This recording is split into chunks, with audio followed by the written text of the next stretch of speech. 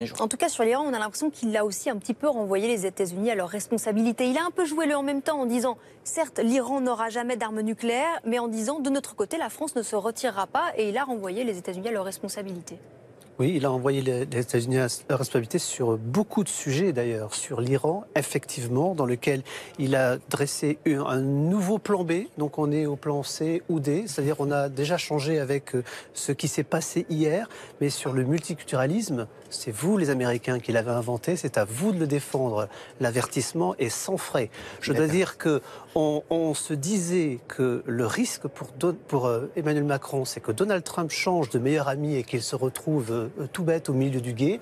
En réalité, c'est le contraire qui vient de se passer. Moi, je vous dis, j'attends le tweet maintenant vengeur de Donald Trump qui ne pourra qu'arriver, car il s'est fait attaquer sur tous les fondements de sa politique. Il s'est fait attaquer sur le nationalisme, il s'est fait attaquer sur la déréglementation, il s'est fait attaquer sur le multiculturalisme, dans laquelle Emmanuel Macron lui a dit à chaque fois, vous êtes sur la mauvaise route, nous ne devons pas fonctionner comme ça, parce que nous avons construit ensemble la démocratie, ça se défend, et il a fait appel à tous les fantômes du passé, nous avons eu droit à tous les grands hommes de ce passé, à commencer dès le départ par les plus grands, Washington, Benjamin Franklin, le second président Adams, c'était très fort.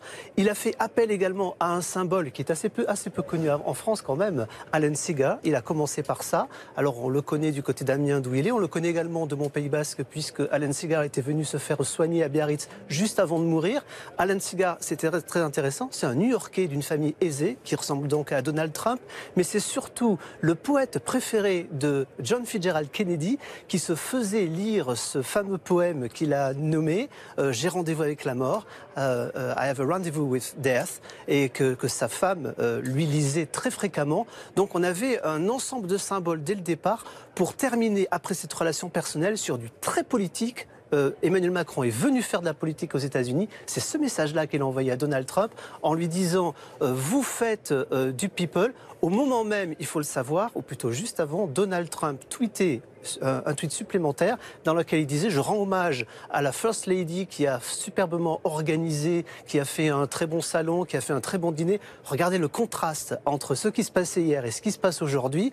Donald Trump est KO debout.